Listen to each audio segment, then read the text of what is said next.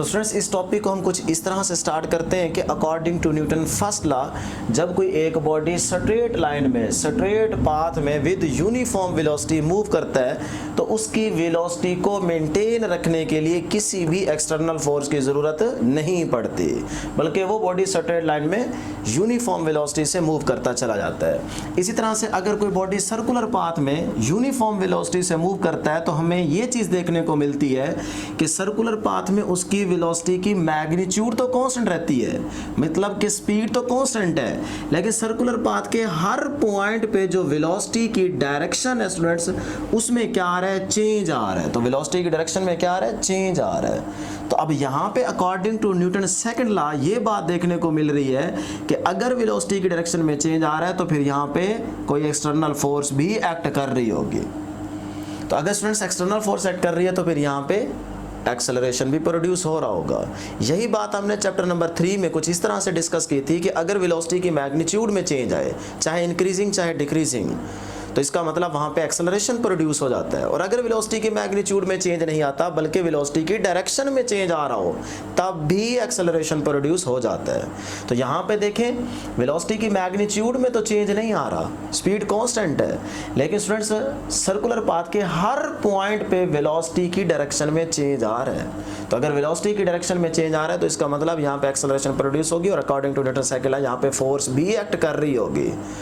और वो फोर्स किस तरह से एक्ट कर रही होगी, तो याद रखिएगा वो फोर्स इस डायरेक्शन ऑफ मोशन के परपेंडिकुलर एक्ट कर रही होगी, जिसकी वजह से बॉडी क्या कर रहा है, स्ट्रेट लाइन में जाने के बजाय सर्कुलर पाथ में बेंड हो रहा है। अगर यहाँ पे देखें कि अगर बॉडी की मोशन की डायरेक्शन ये है तो मैं इस मोशन की डायरेक्शन पे परपेंडिकुलर अगर फोर्स एक्ट करवा दूं तो ये बॉडी भी सीधा जाने की बजाय क्या होगा, सर्कुलर पाथ में बेंड हो जाएगा।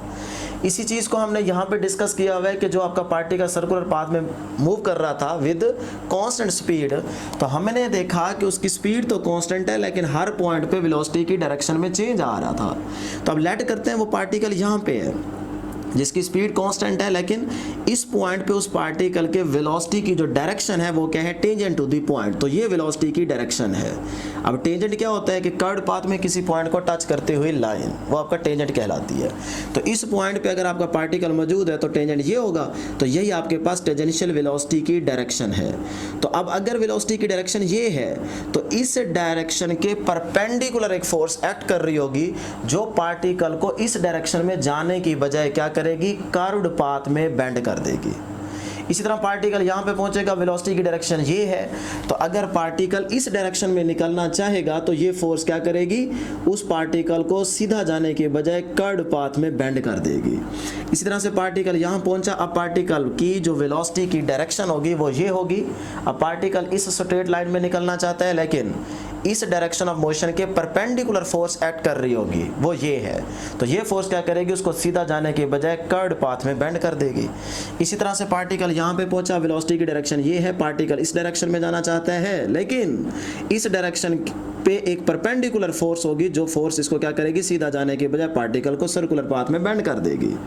तो इस तरह से आपका पार्टिकल क्या करेगा, सर्कुलर पाथ में मूव करता रहेगा। तो अब यहाँ पे आपने देखा कि कोई एक ऐसी फोर्स है जो पार्टिकल को हर पॉइंट पे सीधा जाने की बजाय क्या कर रही है, सर्कुलर पाथ में बेंड कर रही है। तो यही स्टूडेंट्स वो फोर्स है जिसको हम सेंट्रीपिटल फोर्स का नाम देते हैं। तो सेंट्रीपिटल फोर्स क्या कर रही है, पार्टिकल को सर्कुलर पाथ में मूव करने पे मजबूर कर रही है। तो यही आपकी फोर्स सेंट्रीपिटल फोर्स कहलाती है और इसको हम डिफाइन करते हैं, it is the force that bends the normally straight path into the circular path is called centripetal force. ठीक है जी। अब स्टूडेंट्स हमने सेंट्रीपिटल फोर्स का मैथमेटिकल फार्मूला ड्राइव करना है, उस तक पहुंचने के लिए हम बुक की इस डायग्राम से स्टार्ट करते हैं।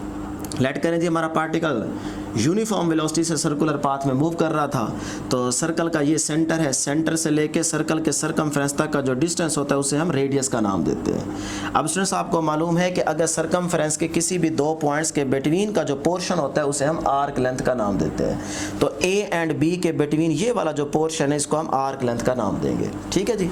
अब लेट करें जी पार्टिकल जब पॉइंट ए पे था तो उसके वेलोसिटी की जो डायरेक्शन होगी वो क्या होगी, टेंजेंट टू द पॉइंट, तो ये वेलोसिटी की डायरेक्शन होगी, तो इसे हमने नाम दे दिया v1। अब याद रखिएगा इसी तरह से पॉइंट बी पे भी वेलोसिटी की जो डायरेक्शन होगी वो टेंजेंट टू द पॉइंट होगी, तो वो ये होगी वेलोसिटी v2 की डायरेक्शन। अब point A and point B पे वेलोसिटी की मैग्नीट्यूड कांस्टेंट है, सेम है, एक जैसी है, लेकिन डायरेक्शन क्या आ रही है, डिफरेंट। तो यहाँ पे मैंने लिखा हुआ है v1 is equal to we और v2 is equal to we. इसका मतलब मेरे पास जो a पॉइंट और b पॉइंट पे वेलोसिटी की मैग्नीट्यूड है वो क्या है स्टूडेंट, सेम। वो क्या है, सेम। तो v1 भी v के इक्वल और v2 भी v के इक्वल। तो ये वेलोसिटी की मैग्नीट्यूड है जो point a and point b पे क्या होगी, सेम होगी। अब स्टूडेंट्स यहाँ से हम अपना टारगेट सेट करते हैं, क्या कि हमने देखा कि जो लीनियर स्पीड है मींस के टेंजेंशियल वेलोसिटी है, उसकी जो मैग्नीट्यूड है वो इस केस में क्या है, कांस्टेंट। तो मैंने यहाँ पे मेंशन कर दिया टेंजेंशियल वेलोसिटी की मैग्नीट्यूड क्या है स्टूडेंट्स, इस केस में कांस्टेंट। लेकिन स्टूडेंट्स याद रखिएगा डायरेक्शन में क्या आ रहा है, चेंज आ रहा है। किस चीज की डायरेक्शन में चेंज आ रहा है, टेंजेंशियल वेलोसिटी की डायरेक्शन में चेंज आ रहा है। तो याद रखिएगा अगर टेंजेंशियल वेलोसिटी की डायरेक्शन में चेंज आ रहा हो तो तब एक्सेलरेशन जो प्रोड्यूस होता है वो सेंट्रीपिटल एक्सेलरेशन होता है। अगर स्टूडेंट्स इसी तरह से टेंजेंशियल वेलोसिटी की मैग्नीट्यूड में चेंज आता तो फिर एक्सेलरेशन कौन सा होता, टेंजेंशियल एक्सेलरेशन प्रोड्यूस होता। लेकिन यहाँ पे देखें कि हमारे केस में टेंजेंशियल वेलोसिटी की मैग्नीट्यूड कांस्टेंट है, मैग्नीट्यूड में चेंज नहीं आ रहा, बल्कि टेंजेंशियल वेलोसिटी की डायरेक्शन में चेंज आ रहा है। तो जब टेंजेंशियल वेलोसिटी की डायरेक्शन में चेंज आ रहा हो तो तब एक्सेलरेशन कौन सा प्रोड्यूस होता है, सेंट्रीपिटल एक्सेलरेशन प्रोड्यूस होता है। तो इसी सेंट्रीपिटल एक्सेलरेशन को हमने यहाँ से पहले कैलकुलेट करना है और उसके बाद फिर स्टूडेंट्स हमने क्या करना है, सेंट्रीपिटल फोर्स की वैल्यू कैलकुलेट करनी है। तो पहला हमारा ये टारगेट है। तो यहाँ तक पहुँचने के लिए स्टूडेंट्स हम क्या करेंगे कि जब भी वेलोसिटी में चेंज आता है तो हम जानते हैं एक्सेलरेशन प्रोड्यूस होता है। तो ये वेलोसिटी में चेंज आएगा तो एक्सेलरेशन प्रोड्यूस होगा। ये हमारे पास बन गई क्वेश्चन नंबर 1। अब स्टूडेंट्स यहाँ से हमें ये डेल्टा टी चाहिए, ये डेल्टा टी।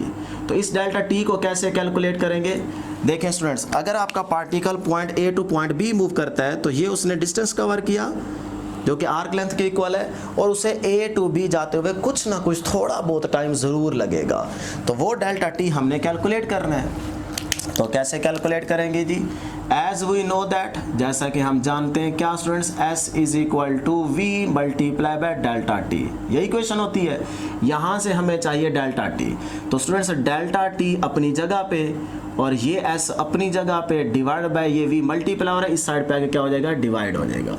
तो ये आ गई डेल्टा टी की वैल्यू। अब स्टूडेंट्स यही डेल्टा टी की वैल्यू हम इक्वेशन 1 में क्या कर देंगे, पुट कर देंगे। तो यही डेल्टा टी की वैल्यू यहाँ पे हमने क्या कर देनी है, पुट कर देनी है। तो now equation 1 can be written as, now equation 1 can be written as. तो इक्वेशन 1 को स्टूडेंट्स हम लिख सकते हैं a is equal to delta v divide by delta t की जगह क्या लिखूं, s ओवर v। तो ये आ गया जी s ओवर v।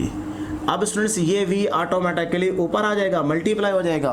तो ये एक्सेलरेशन की इक्वेशन कुछ इस तरह से लिखी जाएगी, a is equal to v into delta v divide by s। तो ये आ गई स्टूडेंट्स हमारे पास इक्वेशन नंबर 2। तो इसको एक नज़र चेक कर लें कि कहीं हमने गलत तो नहीं लिख दी। तो ये हमारे पास क्या आ गई जी, एक्सेलरेशन की इक्वेशन नंबर 2 आ गई। ठीक है जी। अब स्टूडेंट्स यहाँ से हम अगला टारगेट सेट करेंगे। हमें चाहिए डेल्टा वी ओवर एस की कोई और वैल्यू। यहाँ से ये मुझे अच्छा नहीं लग रहा, यहाँ से इसको हमने रिप्लेस करना है। अब कैसे रिप्लेस करेंगे, डेल्टा वी कहाँ पे है, यहाँ पे क्या आपको डेल्टा वी कहीं नज़र आ रहा है, वेलोसिटीज़ की डायरेक्शन में चेंज आ रहा है कि नहीं आ रहा। तो यही वेलोसिटीज़ की जो डायरेक्शन में चेंज आ रहा है यही डेल्टा वी है, यही तो हमने कैलकुलेट करना है। तो स्टूडेंट्स इसको कैसे कैलकुलेट करेंगे कि देखें इस v1 को मैंने यहाँ पे ड्रॉ किया, v1 आ गया। इस v1 का जो ये वेक्टर है ये यहाँ पे मैंने ड्रॉ कर दिया, और उसके बाद जो v2 का वेक्टर है ये वाला, इसको हमने यहाँ पे ऐड कर दिया। अब ये v2 आ चुका है, जहाँ पे जैसे था वैसे ही आया, और ये वाला v1 है जैसे था वैसे यहाँ पे आ गया। अब इन दोनों वेलोसिटीज़ की डायरेक्शन में जो चेंज आ रहा है वो चेंज कौन सा है, ये वाला चेंज है डेल्टा v।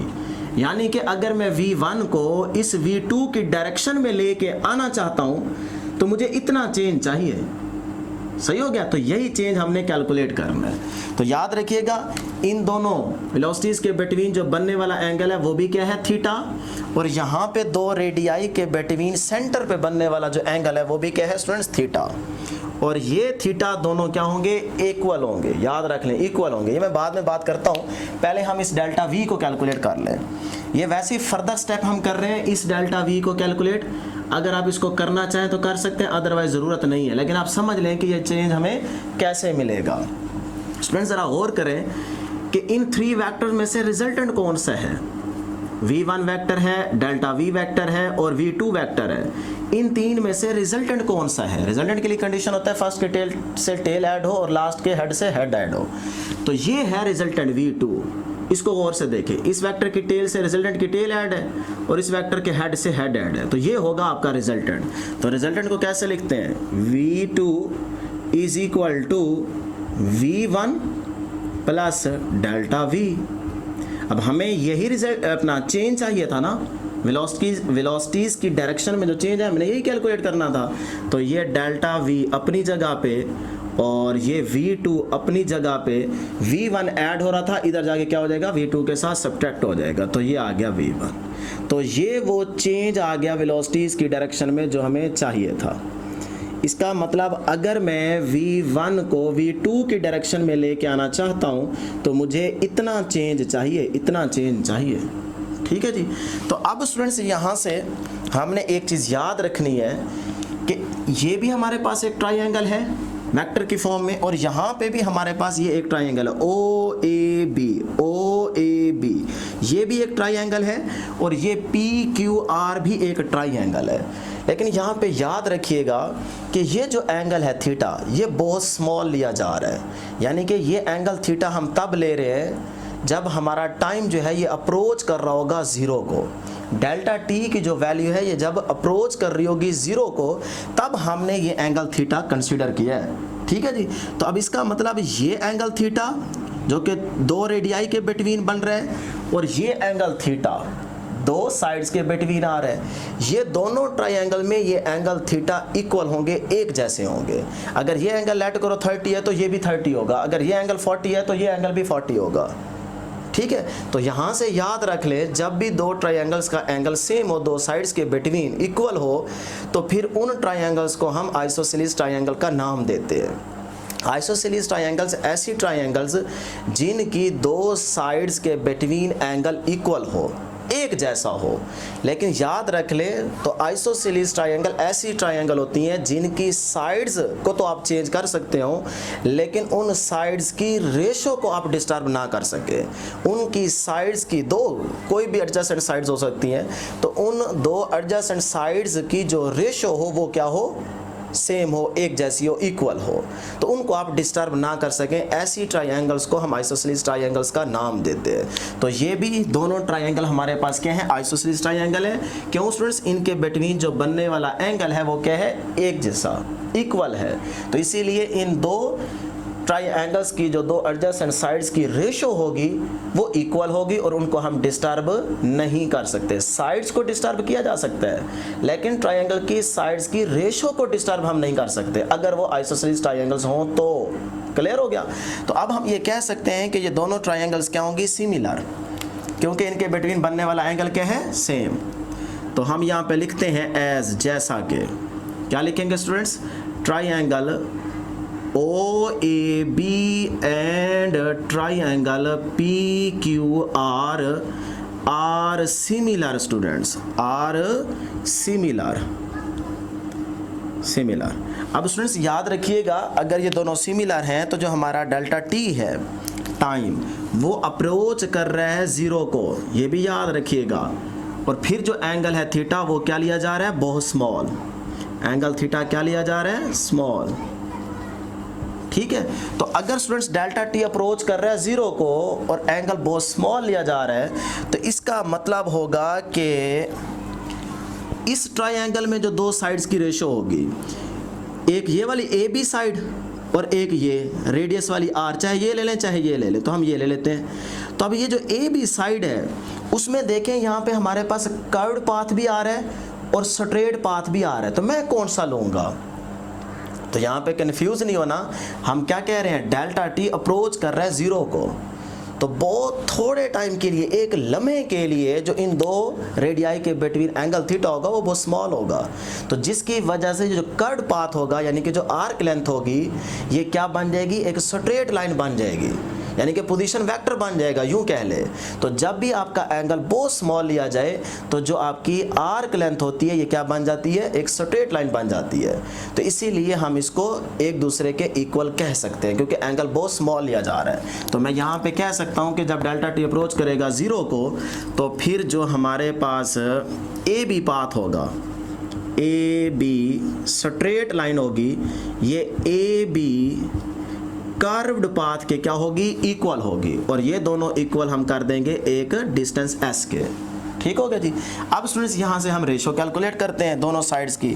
तो यहाँ से हमने साइड ले लेते हैं स्टूडेंट्स हम ए बी ओवर आर, दोनों ट्राइंगल की साइड्स की रेशो इक्वल होंगी क्योंकि दोनों आइसोसेलेस ट्राइंगल्स हैं। तो ये आ गया जी A B divide by R is equal to, यहाँ से रेशियो ले लें students, delta V divide by V1। याद रखिएगा मैग्नीट्यूड की रेशियो लेनी है। तो अब स्टूडेंट्स इसको हम लिख सकते हैं further, A B curved path किसके इक्वल आ रहा है, चाहे ये लिखें चाहे ये S के इक्वल है, तो S over R is equal to delta V, तो डेल्टा V अपनी जगह पे डिवाइड बाय V1। स्पीड क्या है स्टूडेंट्स, कांस्टेंट, तो V1 किसके इक्वल है, V के, तो मैं यहाँ पे V लिख सकता हूँ। क्लियर है जी। अब स्टूडेंट्स हम इसको फर्दर अगले स्टेप में इस तरह से करते हैं कि इस V को मैं इधर ले आता हूँ और S को मैं इधर ले जाता हूँ। देखिए S क्या हो रहा है इस साइड पे, मल्टीप्लाई, उस साइड पे आके डिवाइड हो जाएगा, और ये V क्या हो रहा है, डिवाइड, इस साइड पे आके क्या हो जाएगा, मल्टीप्लाई। तो ये इक्वेशन बन गई जी V over R is equal to delta V divide by S। ये आ गया स्टूडेंट्स कुछ इस तरह से रिलेशन। ठीक है जी, फिर से बता देता हूँ, कुछ नहीं किया हमने, V डिवाइड हो रहा है इस साइड पे आके मल्टीप्लाई, S मल्टीप्लाई हो रहा है उधर जाके डिवाइड हो गया। अब ज़रा यहाँ पे देखें, ये हमारे पास जो डेल्टा V ओवर S आ चुका है, यहाँ पे क्या था इक्वेशन 2 में, डेल्टा V ओवर S, इसी को तो हमने यहाँ से ख़त्म करना था, कोई और वैल्यू लेके आनी थी। तो अब देखें डेल्टा V ओवर S बन गया ना, ये किसके इक्वल आ रहा है, V ओवर R के इक्वल आ रहा है। तो इसका मतलब अब हम इक्वेशन 2 में जाके डेल्टा V ओवर S की जगह V ओवर R लिख सकते हैं। ठीक है जी। तो यही काम स्टूडेंट्स करते हैं। Now equation 2 becomes, now equation 2 becomes, तो A is equal to V into delta V over S की जगह क्या लिख सकता हूँ स्टूडेंट्स, V ओवर R। अब स्टूडेंट्स V से मल्टीप्लाई होगा तो ये क्या बन जाएगा, V square divide by R। तो हमारे पास यहाँ से एक्सेलरेशन क्या आ गया, एक्सेलरेशन आ गया जी V स्क्वायर ओवर R। तो ये हमारे पास एक्सेलरेशन की वैल्यू आ गई। अब स्टूडेंट्स याद रखिएगा ये एक्सेलरेशन कौन सा है, टेंजेंशियल वेलोसिटी की डायरेक्शन में चेंज आ रहा था, तो ये एक्सेलरेशन कौन सा होगा, सेंट्रीपिटल एक्सेलरेशन होगा। तो यहाँ पे आप लिख सकते हैं कि ये जो हमारे पास एक्सेलरेशन आया है ये कौन सा है जी, सेंट्रीपिटल एक्सेलरेशन, तो V स्क्वायर ओवर R। और यहाँ पे ये भी याद रखें कि जब आपका टाइम क्या कर रहा था, अप्रोच कर रहा था ज़ीरो को, तो इसका मतलब हमारे पास ये जो एक्सेलरेशन है ये इंस्टेंटेनियस एक्सेलरेशन है, और यही बात आपकी बुक भी यहाँ पे कह रही है। तो यहाँ पे instantaneous acceleration of an object traveling with uniform speed in a circle is directed toward the center of the circle and it is called centripetal acceleration। तो जब आपका टाइम अप्रोच कर रहा था जी ज़ीरो को, तो तब ये जो एक्सेलरेशन आया है V स्क्वायर ओवर R, ये आपके पास क्या है, इंस्टेंटेनियस, एक लम्हे के लिए जो आपके पास एक्सेलरेशन आया है वो यही एक्सेलरेशन है। ठीक है जी। अब स्टूडेंट्स यहाँ से आपने 2-3 MCQs तैयार करने हैं सेंट्रीपिटल एक्सेलरेशन के, और फिर उसके बाद फोर्स का फार्मूला यहाँ पे आपने प्रूफ करना है। तो यहाँ से MCQs बनाते हैं जी। सबसे पहले सेंट्रीपिटल एक्सेलरेशन इन्वर्सली प्रोपोर्शनल होगा स्टूडेंट्स किसके, R के, यहाँ से देख सकते हैं। ठीक है। तो अगर आपके पास V की वैल्यू कांस्टेंट हो, मैं यहाँ पे मेंशन भी कर देता हूँ, अगर V आपके पास कांस्टेंट हो या जब भी वो जनरल बात कर रहा हो, तो फिर आपने यही रिलेशन यूज़ करना है, AC is equal to V square over R, यानी कि AC इन्वर्सली प्रोपोर्शनल होगा R के। ठीक है, अगर V कांस्टेंट हो तो। उसके बाद स्टूडेंट्स अगर इसी फार्मूले को हम थोड़ा सा आगे लेके चलें कि AC is equal to V square over R है, तो हम जानते हैं V is equal to R omega, पीछे पढ़ के आ रहे हैं। यही वैल्यू अगर हम यहाँ पे पुट करें तो ये फार्मूला क्या बनता है, ये बनता है जी R square omega square divide by R. तो एक आर से कैंसल, तो यहाँ पे बच जाएगा आर इंटू ओमेगा स्क्वायर, यानी कि सेंट्रीपिटल एक्सेलरेशन आ गया आर इंटू ओमेगा स्क्वायर। अब इस फार्मूले में देखें तो सेंट्रीपिटल एक्सेलरेशन क्या आ रहा है, आर के साथ डायरेक्ट रिलेशन बना रहा है। तो हमें कैसे पता चलेगा कि ये रिलेशन हमने यूज करना है या वो रिलेशन यूज करना है। तो स्टूडेंट्स याद रखिएगा, जब वेलोसिटी कांस्टेंट कहे तो ये आर के साथ एक्सेलरेशन इनवर्स रिलेशन बनाएगा। अगर ओमेगा कांस्टेंट कहे, अगर ओमेगा कांस्टेंट कहे, ये ओमेगा अगर कांस्टेंट हो तो फिर याद रखिएगा, ये कंडीशन वो एमसीक्यूज में देगा कि ओमेगा कांस्टेंट है, फिर आपने जो एक्सेलरेशन का रिलेशन लेना है आर के साथ वो डायरेक्ट लेना है। ये बात याद रख लें, ठीक है जी। अब स्टूडेंट्स हमने यहाँ से एक रेशो भी एमसीक्यूज तैयार करना है, रेशो वाला, वो भी अक्सर आता है तो उसको भी आपने यहाँ पे तैयार करना है कि देखें अगर हमारे पास दो कार्स हैं और उनमें से जो फर्स्ट कार है वो कर्ड पाथ में मूव कर रही है विद वेलोसिटी, यहाँ पे बल्कि मेंशन कर देता हूँ, ये एमसीक्यूज याद रखिएगा। टू कार्स हैं जिसमें से जो फर्स्ट कार है हमारे पास ये कर्व्ड पाथ में मूव कर रही है विद वेलोसिटी v1 और वो कितनी है 90 किलोमीटर पर आवर, ठीक है जी। इसी तरह हमारे पास जो सेकंड कार है वो कर्व्ड पाथ में मूव कर रही है with velocity v2 15 kilometre per hour, ठीक है जी। और दोनों के लिए जो एक्सेलरेशन है, दोनों केसेस के लिए, जो दोनों कार्स के लिए जो एक्सेलरेशन है वो क्या है स्टूडेंट्स, सेम। अगर एक्सेलरेशन सेम है तो वो आपसे पूछेगा कि कर्ड पाथ के रेडियाई की रेशो क्या है, तो हमसे वो क्या पूछेगा, रेशो ऑफ रेडियाई। तो रेशो ऑफ रेडियाई जो है कर्ड पाथ की वो आपने कैलकुलेट करनी है। फिर से एक दफ़ा रिपीट कर देता हूँ, अगर दो कार्स हमारी कर्ड पाथ में मूव कर रही हैं, फर्स्ट कार की वेलोसिटी क्या है 90 किलोमीटर पर आवर और दूसरी कार की वेलोसिटी क्या है कर्ड पाथ में 15 किलोमीटर पर आवर, दोनों के लिए जो एक्सेलरेशन है वो सेम है, दोनों का एक्सेलरेशन प्रोड्यूस हो रहा है सेम। रेशो आपने कर्ड पाथ के रेडियाई की रेशो कैलकुलेट करनी है, तो रेशो क्या बनेगी वो हम कैलकुलेट करते हैं, लेकिन सबसे पहले फार्मूला सेट करते हैं। एक्सेलरेशन क्या आ रहा है जी, आर के साथ, यहाँ पे देखें उसने कहा दिया एक्सेलरेशन क्या है, सेम। अगर स्टूडेंट्स एक्सेलरेशन सेम है तो कौन सा रिलेशन यूज होगा, ये वाला। देखें एक्सेलरेशन कांस्टेंट, तो v और r दो चीज़ें डिवाइड हो रही हैं, तीसरी चीज़ कांस्टेंट हो, सेम हो, तो जब भी दो चीज़ें आपस में डिवाइड हो रही हो तो उनका रिलेशन क्या होता है, डायरेक्ट। रिलेशन क्या होता है स्टूडेंट्स, डायरेक्ट। तो यहाँ से हम r और v की रेशो बनाते हैं, तो क्या बनेगी, r1 divide by r2 is equal to v1 divide by v2 की स्क्वायर और यहाँ पे भी स्क्वायर। क्यों जी, एक्सेलरेशन अगर कांस्टेंट हो तो दो चीज़ें डिवाइड हो रही हो तो उनका आपस में ताल्लुक क्या होता है, डायरेक्ट। तो यहाँ पे डायरेक्ट से मुराद क्या है, r1 divide by r2 is equal to v1 square over v2 square. सही हो गया स्टूडेंट्स, तो हमें यही रेडियाई की रेशो चाहिए थी, तो ये मिल गई।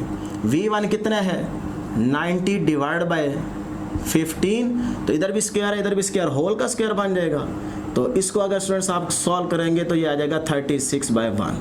तो ये इस तरह से आपकी रेशो कैलकुलेट हो जाएगी। क्लियर है जी। उसके बाद स्टूडेंट्स याद रखिएगा कि जो सेंट्रीपिटल एक्सेलरेशन हमने कैलकुलेट किया है वो टेंजेंशियल वेलोसिटी की डायरेक्शन में चेंज आने से आया है। इसी तरह से अगर वेलोसिटी की मैग्नीट्यूड में, टेंजेंशियल वेलोसिटी की मैग्नीट्यूड में चेंज आता तो वो टेंजेंशियल एक्सेलरेशन प्रोड्यूस होता है। तो यहाँ से पूछ सकता है वो आपसे कि टेंजेंशियल एक्सेलरेशन और सेंट्रीपिटल एक्सेलरेशन के बिटवीन एंगल कितना होता है, तो फिर वो याद रख ले टेंजेंशियल सेंट्रीपिटल एक्सेलरेशन और टेंजेंशियल एक्सेलरेशन के बिटवीन एंगल 90 होता है। ये भी एक छोटा सा आपका एमसीक्यू था। क्लियर है जी। अब स्टूडेंट्स हमारे पास एक्सेलरेशन की ये इक्वेशन आ चुकी है, हमें चाहिए सेंट्रीपिटल फोर्स। तो हम फटाफट अपना प्रूफ करते हैं, क्योंकि इस तरह से अगर एमसीक्यूज बनाते जाएंगे तो बहुत लेंथी होता जाएगा लेक्चर। अगर आपको फिर भी एमसीक्यूज चाहिए तो आप इसका chapter unit number 3 MDCAT playlist में जाके एमडी कैट यूनिट नंबर 3 की वीडियो देखेंगे तो आपको ये सारा टॉपिक कवर अप हो जाएगा और बहुत अच्छे अच्छे एमसीक्यूज भी मिलेंगे। तो स्टूडेंट्स हमें यहाँ से आगे चलना है, ठीक है। तो इस इक्वेशन को हम नाम दे देते हैं जी इक्वेशन नंबर 3। तो according to Newton second law, according to Newton second law, तो स्टूडेंट सेकंड लॉ क्या होता है, F is equal to M A. अब एक्सेलरेशन कौन सा है, सेंट्रीपिटल फोर्स कौन सी है, सेंट्रीपिटल हमें चाहिए, तो इसको हम लिख देते हैं सबस्क्रिप्ट्स में FC is equal to M into A C. तो हमें स्टूडेंट्स यही ए सी की वैल्यू यहाँ पे पुट करनी है। तो क्या होगा जी, एम इनटू ए सी किसके इक्वल है, वी स्क्वायर ओवर आर। तो ये स्टूडेंट्स हमारे पास सेंट्रीपिटल फोर्स आ गई M V square over R. तो यही हमने सेंट्रीपिटल फोर्स का मैथमेटिकल रिलेशन फाइंड आउट करना था। ये इक्वेशन बन गई जी इक्वेशन नंबर 4। अब स्टूडेंट्स यहाँ पे गौर करें कि सेंट्रीपिटल फोर्स आर के साथ रिलेशन क्या बना रही है, इनवर्स। कब, जब वेलोसिटी कांस्टेंट हो। याद रखिएगा, जब v कांस्टेंट हो, जब v कांस्टेंट हो फिर जो सेंट्रीपिटल फोर्स होगी ये इनवर्स रिलेशन बनाएगी r के साथ। इसी तरह से जब आप v की जगह r ओमेगा पुट करेंगे, v is equal to R omega, तो फिर ये रिलेशन कैसे बनेगा, F C is equal to M into R square omega square divide by R. तो एक एक आर से कैंसिल हो जाएगा और रिलेशन बन जाएगा एम आर ओमेगा स्क्वायर। तो अब स्टूडेंट ज़रा देखें, जब ओमेगा आपका कांस्टेंट होगा तब सेंट्रीपिटल फोर्स का रिलेशन आर के साथ डायरेक्ट होगा। ये वो कंडीशन एमसीक्यूज में देगा कि जब आपका ओमेगा, व्हेन ओमेगा क्या होगा स्टूडेंट्स, कांस्टेंट, जब ओमेगा कांस्टेंट होगा फिर आपके पास सेंट्रीपिटल फोर्स का जो रिलेशन होगा वो आर के साथ डायरेक्ट होगा, ठीक है। तो इसलिए कंफ्यूज नहीं होना कि आर के साथ इनवर्स लेना है या डायरेक्ट लेना है, वो एमसीक्यूज में मेंशन करके देगा। जब ओमेगा कांस्टेंट तो आर के साथ सेंट्रीपिटल फोर्स का रिलेशन डायरेक्ट, जब वी कांस्टेंट तो फिर सेंट्रीपिटल फोर्स का रिलेशन आर के साथ इनवर्स, ठीक हो गया जी। तो आर अगर कम तो सेंट्रीपिटल फोर्स ज़्यादा प्रोड्यूस होगी।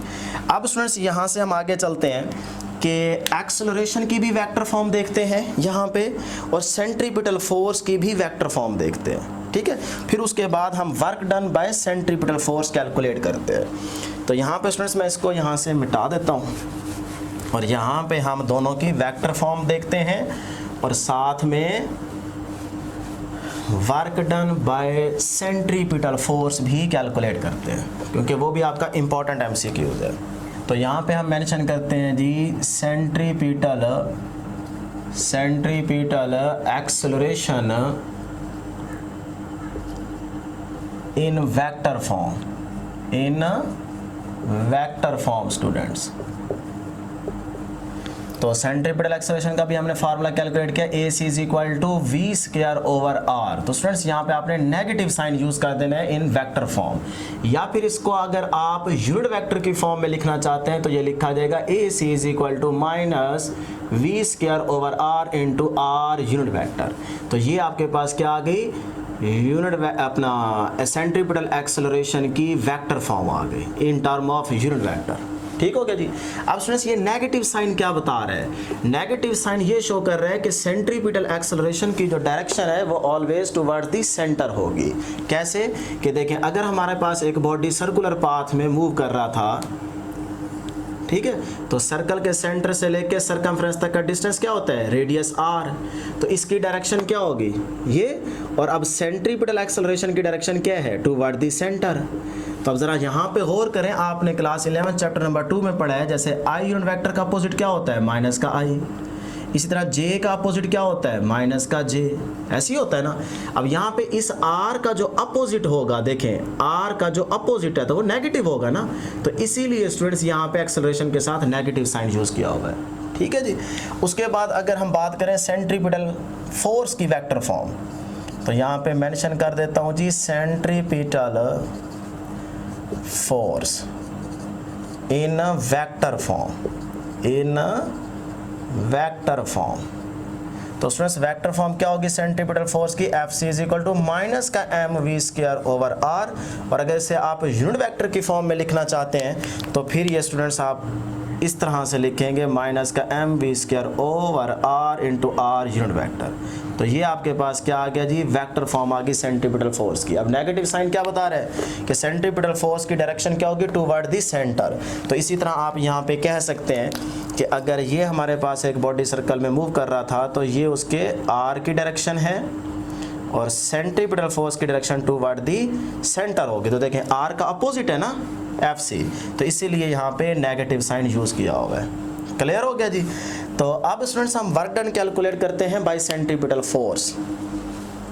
तो वर्क डन हम कैलकुलेट करते हैं बाय सेंट्रीपिटल फोर्स। यही हमारे टॉपिक का लास्ट स्टेप है कि अगर हमारे पास एक बॉडी सर्कुलर पाथ में मूव कर रहा था और इस पॉइंट पे स्टूडेंट्स अगर हम टेंजेंशियल वेलोसिटी की डायरेक्शन देखें तो वो हमारे पास ये बनती है टेंजेंशियल वेलोसिटी की डायरेक्शन। तो जो टेंजेंशियल वेलोसिटी की डायरेक्शन होगी उसी के अलॉन्ग हमारे पास डिस्प्लेसमेंट की डायरेक्शन होगी। क्लियर हो गया जी। और सेंट्रीपिटल फोर्स की डायरेक्शन क्या होगी, टूवर्ड द सेंटर। तो यहाँ पे Fc फोर्स और डिस्प्लेसमेंट के बिटवीन एंगल कितना बन रहा है, 90। तो अब हमने स्टूडेंट्स कैलकुलेट करना है वर्क डन। तो वर्क डन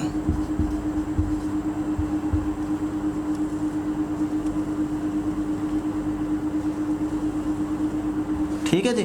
तो स्टूडेंट्स वर्क डन क्या होता है, F डॉट डी, तो एफ डी कॉस थीटा, तो F D cos into students कितना बन रहा है, फोर्स और डिस्प्लेसमेंट के बिटवीन एंगल 90, तो कॉस 90 जीरो होता है।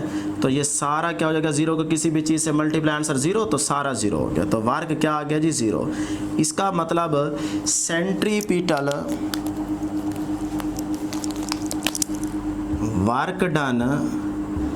Work done by centripetal force is equal to zero students. ठीक है, ये आपका एमसीक्यूज बन जाएगा। तो इस तरह से स्टूडेंट्स आपने याद रखना है और इसकी बहुत सारी एग्जांपल्स और भी हो सकती हैं। जैसे हमारे पास हाइड्रोजन के एटम का अगर हम केस लें तो न्यूक्लियस के अराउंड जो इलेक्ट्रॉन रिवॉल्व करेगा वो ना तो एनर्जी को रेडिएट करेगा और ना ही एब्जॉर्ब करेगा। तो इस केस में अगर एनर्जी में, काइनेटिक एनर्जी में इंक्रीमेंट नहीं आ रहा तो इसका मतलब होगा वर्क डन क्या है, ज़ीरो है। तो इस तरह और भी एग्जांपल ले सकते हैं, लेकिन सबसे आसान एग्जांपल यही है मैथमेटिकली। तो ये थी स्टूडेंट्स हमारे पास सेंट्रीपिटल फोर्स की डिस्कशन। तो उम्मीद करता हूँ कि आपको ज़रूर समझ आई होगी। आज के लिए इतना ही, दुआओं में ज़रूर याद रखिएगा। अल्लाह हाफिज़।